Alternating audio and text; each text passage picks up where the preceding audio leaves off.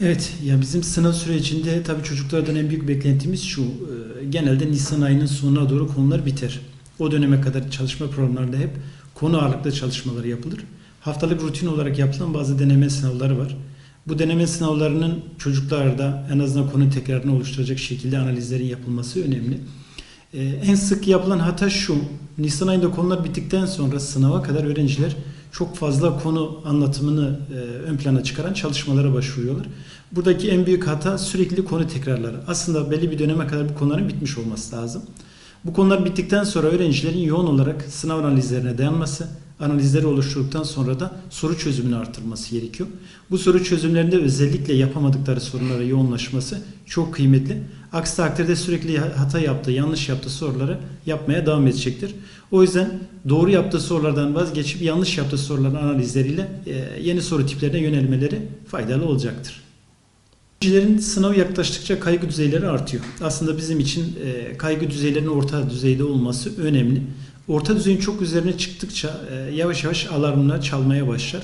Nedeni şu, öğrenci yapamadığına inandığı andan itibaren de stresi artmaya başlar. Bu da hem biyolojik olarak hem zihinsel olarak hem de fiziksel olarak bazı tepkileri neden olur. Vücut ağrıları, mide bulantıları gibi. Bu sefer öğrencinin pes etmesine neden olabiliyor. O yüzden bu kaygı düzeni yenmek için öncelikle şu, az önce bahsettiğim kısımda konu tespitlerinin yapılması, eksiklerin muhakkak hızlı bir şekilde giderilmesi, var olan konular zaten cepteyse eğer bunların üzerine yoğunlaşmadan bilinmeyen konulara yoğunlaşması önemli. Fiziksel egzersizler bizim için çok kıymetli. Zihinsel olarak hedef belirlemek, bu hedef doğrultusunda ilerlemek çok önemli. Neticede bu bir sıralama sınavı ve bu sıralama sınavında Türkiye'de bu sınava girecek tüm öğrenciler için geçerli olan bir yüzdelik dilim olacak. Bu hem LGS hem de YKS öğrencileri için geçerli olan bir süreç.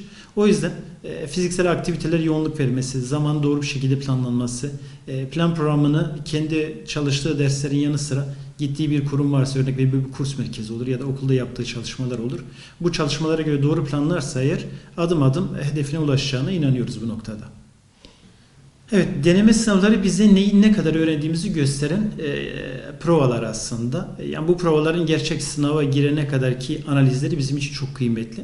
Her deneme sınavı sonunda öğrencinin muhakkak analiz karnesini alması, bu analiz karnesi çerçevesinde hangi derste yanlış yaptığını görmesi, gerekirse beşli analizleri karşılaştırarak en çok hata yaptığı konulara yönelmesi çok önemli, çok kıymetli. Çünkü öğrenciler sürekli aynı hatalara düşüyor, aynı tekrarlara düşüyor. Biz öğrencilerde şöyle bir öneride bulunuyoruz. Bakın çocuklar, sınava girdiniz, karnenizi önünüze alın. Herhangi bir konuda yaptığınız yanlışta çok ısrarcı olmayın. Çok fazla yanlışınız varsa da buraya bir konu tekrarıyla ya da birebir öğretmenlerinizle bir araya geleceğiniz konularla, tekrarlarla bunu çözüme kavuşturabilirsiniz. Aksi takdirde her dönem aynı şeyleri, aynı hataları yapmaya devam ederiz. Hatalardan ders aldıkça da eksikler azalır. Eksikler azaldıkça da hedefe ulaşmak daha kolay olacaktır. Bizim kendi öğrencilerimizde sürekli aktardığımız, uzmanların da çok bu konuda desteklediği çalışmalar var. Bunlar nelerdir? Bir, öğrencinin öncelikle hazır bulunuşu çok önemli. Zihinsel olarak hazır olmak, hedef belirlemek bunlardan bir tanesi. İkinci kısımda öğrencinin çalışma planını, çalışma ortamını düzenli bir şekilde düzenlemek. Bu zaten sene başından sene sonuna kadar olması gereken, dikkat dağıtıcı etkenlerden uzak durmak.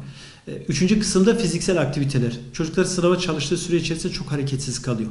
Bu da vücutta muhakkak farklı tepkilerin nedeni olabiliyor. O yüzden sürekli bir egzersiz oluşturması, sınav kaygısını, stresini azaltacak şekilde fiziksel aktiviteleri, gerekirse biraz da spor alanına ağırlık verilmesi çok önemli. Beslenme bu işin en büyük, en önemli kısımlardan bir tanesi. Vücuda ağır gelecek, insanı hantallaştıracak ağır yağlı gıdalar tüketilmemesi çok önemli. Özellikle sınava yaklaştıkça sınav öncesi insanı rahatsız edecek düzeyde beslenmelerden uzak durması. Bütün bu süreçler bütünsel olarak ilerlemeleri faydalı olacaktır. Öncelikle sınav öncesi insanların artık bir sınav stratejisini tamamen belirlemiş olmaları gerekiyor. Bu birincisi. İkincisi zaman yönetimini artık planlamış olmaları gerekiyor. Hangi derse ne kadar süre ayırması gerektiğini. Bunlar çok önemli. Çünkü zamanı doğru planlayamazsanız sınav sonucuna da iyi bir şekilde ulaşamazsınız. Dengeli beslenme sürecinin aynı şekilde devam etmesi, hafif tekrarlar, soru çözümlerinin geliştirilmesi çok önemli.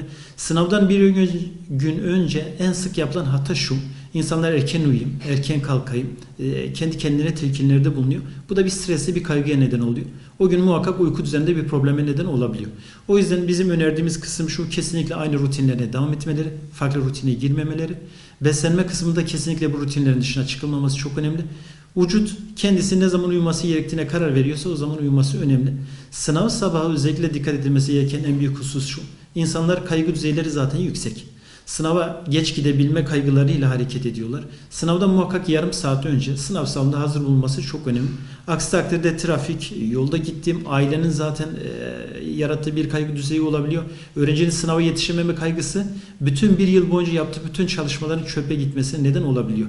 Yani o gün gününde olmak diye bir deyimimiz var. O gününde olmanın etkenlerden bir tanesi de bir gün öncesinde iyi bir şekilde dengeli uyumuş olmak, sabah iyi uyanmış olmak ve sınava doğru bir şekilde zamanında yetişmiş olmak. Bunlar kıymetli. Bunları bir bütün olarak düzenlersek eğer iyi bir sınav süreci olacağına inanıyoruz bu noktada.